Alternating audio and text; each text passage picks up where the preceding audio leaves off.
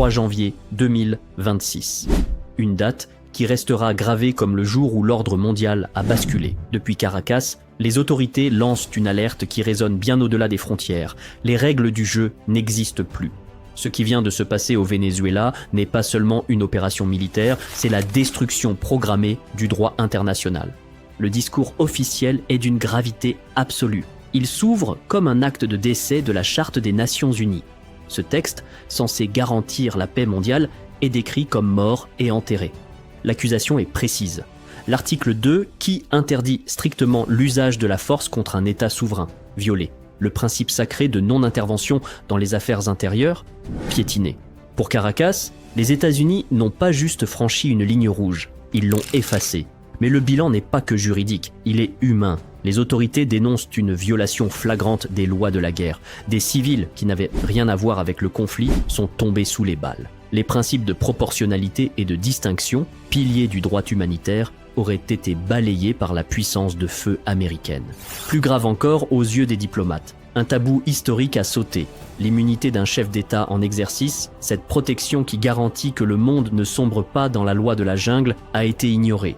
Le message envoyé par cette attaque est terrifiant pour toute l'Amérique latine. Si la souveraineté du Venezuela ne vaut rien, alors aucun État n'est à l'abri. Ce qui a été fait aujourd'hui à Caracas peut être reproduit demain contre n'importe quelle nation qui oserait lever la tête. Face à l'urgence, le discours se tourne immédiatement vers la famille régionale, la CELAC, la communauté des États d'Amérique latine et des Caraïbes. Pour Caracas, l'heure de vérité a sonné. Il n'est plus temps de se cacher derrière des communiqués tièdes ou des silences gênés. Le message envoyé aux capitales voisines est un ultimatum moral. Se taire aujourd'hui, c'est signer une complicité. Il n'y a plus de zone grise. Le choix est binaire, brutal, soit vous défendez le droit international, soit vous acceptez la loi du plus fort. Caracas pointe directement un homme, Marco Rubio, le secrétaire d'État américain. Ces déclarations récentes sont brandies comme la preuve que le Venezuela est sous un état de siège politique et militaire permanent. Face à cette menace, les exigences vénézuéliennes sont sans appel. D'abord, le nettoyage de la zone. Toutes les forces militaires étrangères présentes dans les Caraïbes doivent partir. Elles sont désignées comme des menaces directes pour la paix.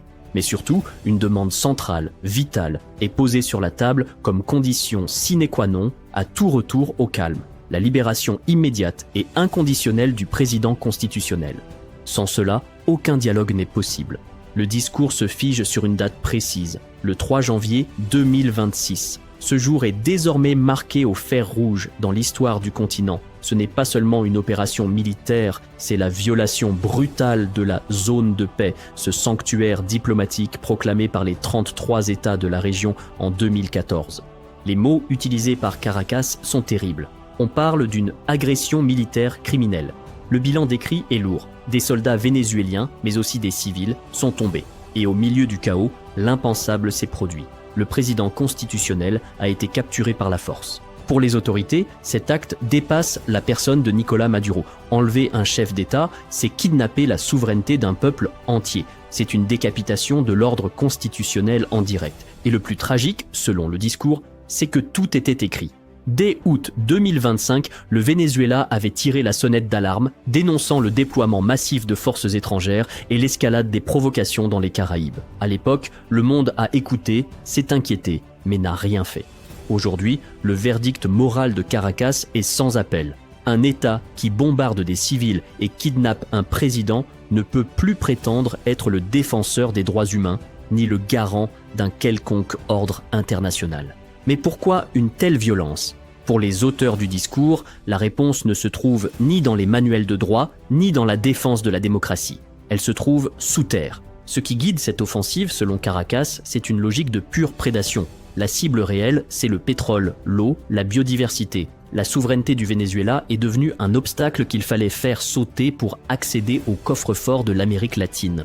Le monde, nous dit-on, regarde avec stupeur cette barbarie. L'opération est décrite comme brutale, sans retenue, piétinant les vies humaines au nom d'intérêts matériels. Le Venezuela se pose alors en symbole. Ce qui lui arrive est un avertissement pour tous les pays riches en ressources qui refuseraient de se soumettre. Et au cœur de cette prédation, l'acte le plus grave a été commis.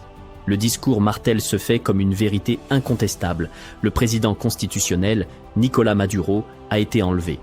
Le texte insiste lourdement sur sa légitimité. Élu pour le mandat 2025 à 2030, issu des urnes en 2024 via un processus qualifié de souverain et transparent. En l'arrêtant, ainsi que la première dame Cilia Flores, les forces étrangères n'ont pas seulement capturé un homme et une femme, elles ont tenté d'humilier une nation. La demande qui clôt ce chapitre est donc hurlée au monde. La libération immédiate et inconditionnelle du couple présidentiel. Ce n'est plus une requête diplomatique, c'est une exigence vitale pour la dignité du pays. L'adresse solennelle se tourne ensuite vers le reste de la planète. L'avertissement est glacial. Ne croyez pas que cela s'arrêtera à nos frontières. Si une telle agression est tolérée aujourd'hui, elle deviendra la norme demain pour n'importe quel État souverain. Le discours pointe du doigt un vieux fantôme qui hante à nouveau le continent, la doctrine Monroe. Cette vision, qualifiée d'ambition colonialiste, considère l'Amérique latine comme l'arrière-cour exclusive de Washington. Pour Caracas, cette logique de domination est un poison incompatible avec le monde moderne. Mais dans cette épreuve, le Venezuela n'est pas seul. Les autorités saluent les gouvernements et les peuples qui ont réagi avec rapidité. Des manifestations populaires aux condamnations officielles, l'indignation a traversé les frontières. Cependant, l'alerte reste maximale. Ce qui se joue ici n'est pas un simple incident régional. C'est un précédent dangereux pour la stabilité mondiale. Le Venezuela se présente comme un cas d'école, un laboratoire. Le message est clair. Nous sommes les victimes aujourd'hui, mais si le monde détourne le regard, vous serez les prochains. Dans la tempête, un acteur a joué un rôle décisif pour empêcher le naufrage, les forces armées bolivariennes. Le discours est sans équivoque. Sans leur loyauté, le Venezuela aurait sombré dans le chaos, l'anarchie et une spirale de coups d'État sanglants. Au lieu de cela, l'armée est restée un bloc monolithique. Cette union civilo-militaire est présentée comme la clé de voûte qui a permis de garantir la continuité de l'État. L'armée n'est pas décrite comme une force de répression, mais comme un rempart contre le fascisme et la guerre psychologique qui tente de disloquer la société. La paix est érigée en valeur suprême, héritage direct de Simón Bolívar. Le message adressé au peuple vénézuélien se veut alors rassurant mais ferme. L'ordre est donné de ne pas céder à la peur. Les autorités dénoncent une campagne de terreur faite de rumeurs et de manipulations. La consigne est claire, la vie doit continuer. Le travail, l'école, l'économie ne doivent pas s'arrêter. Et pour prouver que l'État fonctionne toujours, une date clé est avancée. Le 5 janvier, la nouvelle Assemblée nationale sera installée pour son nouveau mandat.